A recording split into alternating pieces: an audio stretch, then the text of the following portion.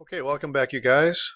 This lesson we're going to take a look at the saxophones, measures 5 through 12. This is a saxophone Soli. We're going to be taking a look at voicings, chord tones, things like that. And so grab your score, measure 1 and 2. You can mark it up as you need to. But I wanted to take a look at this. A Soli is a harmonized section within one section. So we have the saxophones harmonized out for the melody. Okay, I wanted to make a couple of points just right in this pickup measure. He's got the band ending and then he has his pickup coming down. There are some things in this area right here that I might question as voicings, but I'm not going to get into it right now. But I did want to make a point.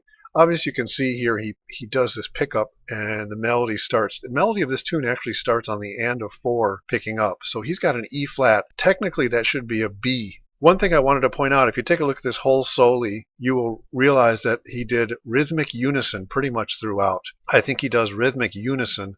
Everybody's on the same rhythms, up and down until measure 12. So this particular thing, you probably already know this, but it's close voicing. What he did is he put the melody on top, he put the melody on bottom, and then he just filled in with basically chord tones, whatever chord was going on, and some passing chords. So one of the things about getting a melody this low, it's going to sound a little muddy right down in here. So keep that in mind. The other things, the higher the melody goes, the more he might have wanted to drop the second voicing, or there's actually drop 2 and drop 4 and this kind of thing. I don't really tend to think like that. I just try to come up with a good voicing where the instruments can have good lines in each one. So he's done a good job of not repeating too many notes. The slower the tempo, I think the less that is an issue. So if he did have a repeated note in here, which I think he avoided pretty well, but it's not that big of a deal in a ballad, I don't think. It's when you have a quicker tempo that repeated notes in saxophone solis like this are a big deal. So let's take a look at measure 6.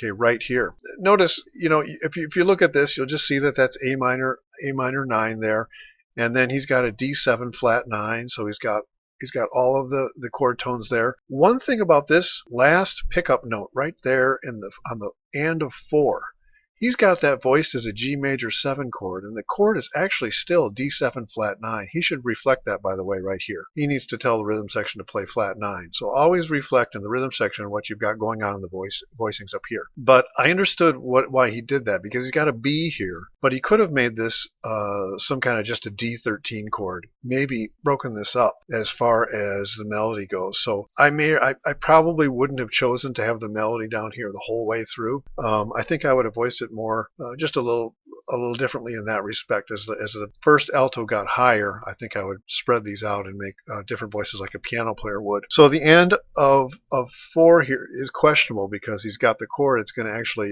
it only lasts for half a beat. Not a big deal, but technically that's a little funky there. Measure 7, I found a wrong note actually in the B flat, and there should be a B flat in the second tenor. Let's take a look at what the chord is. Oh, he's got C major 9. Oh, I see. Okay, that isn't a wrong note then. I like to make that a dominant chord. In my voicing, we did a C13 sharp 11 because it worked out so well. So I think a dominant chord there works much better than a C major 9. So maybe if he does a revision, he will change that. In that case, that would be a B flat there. So, okay, so we talked about the rhythmic unison, as you can see. Let's go on to measure 8. We're going to go to page 2. You will see that there is not a resolution. This actually happened in the next 8 bars as well. I found some of these. Notice in bar 8 he's got B minor 7 flat 5 to E13. He needs to resolve this note right there in the tenor.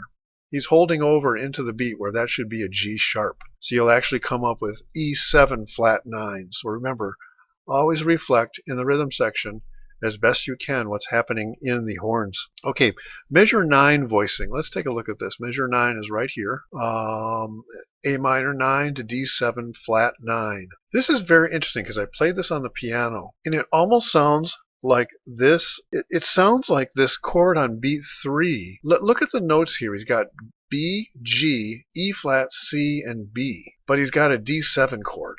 And that really doesn't fit. I think he needs to change the chord to a C minor 9 sharp 7 chord. C minor 9 sharp 7 chord. And it sounds great. If you change that bass note to a C, this sounds really good here. Never would have thought about that except for the fact that I played it through on the piano and moved those bass notes around. So it really doesn't fit at all with a D chord because you almost have a D13 sus flat 9 chord. I guess you could put that there, but has a really nice dissonance. So play that through on the piano and see what you think on that one. So that chord, C minor 9, sharp 7, raise 7, and the next, as you can notice, see he doesn't waver from this octave melody at all. So the next chord here, he has it as a D7 over C, really. So that's a little strange. The seventh is actually in the bass. Oh, he did vary. So he's got an A melody. That's where he varied from the melodies, octave melody. So yeah, he went to measure 9 before he varied. But then he comes right back there. So I'm thinking that's a little funky. He could actually have stayed on these notes and just had the saxophone resolve to A and have that guy resolve to A. So that would sound fine as well. So I'm a little questioning why he did that there. But anyway, let's take a look. B minor 7. Okay, measure 10. The notes I have: beat 4, move Barry sax to roots and open up sax voicing. So he could have moved this C down to B and had this a little more open and voiced this. I know this is kind of low, but he could have had B, D, B, A, F sharp, B, since he's got the third there. Makes it a little better to move it down because then you start getting into the roots with the Barry sax. And then what you do is this B flat 7 really doesn't work. For one, because you have an A here. That doesn't fit a B flat 7 chord at all. So what I figured is the B7 moved to like an E minor 13 chord right in here. So he's got to rethink this here. He's got the third in the bass, and right here, I'm not even sure. It's almost like a D7 flat 9 voiced out. So he's got some serious problems right here with this B flat 7. He's either got to change the chord or change the voicings. So I think an E minor 11 would work well there for what he's got, and then just change this here. So you can listen to it very slow, and you'll hear what is some funky things going on with the bass notes. Okay, he's got A minor 11 here. This could really just be, it's really a D7 sus. D7 sus resolving to D7 flat 9. So here he has some opposite. Now you'll notice he had rhythmic unison basically going the same direction, and then in here he tended to change up. See how people are going in different directions? They're going down. That guy's going up, going down, going down. So there are some issues though. Measure 11, I mentioned D7 sus because of the lower Barry sax note. So change that to D7 sus.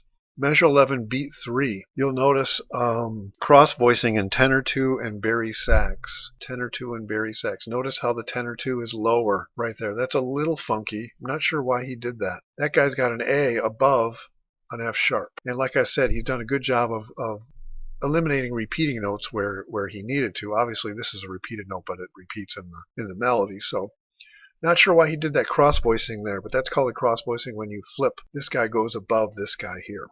Measure 11, get rid of the fifth voicing. So basically this, whoops, sorry about that. This is going to have to be reworked. Actually, measure 11, yeah, we talked about this one being reworked. And one of the reasons is because this has to be reworked as well. Here is the only time during the whole time where the melody sits there and other people move.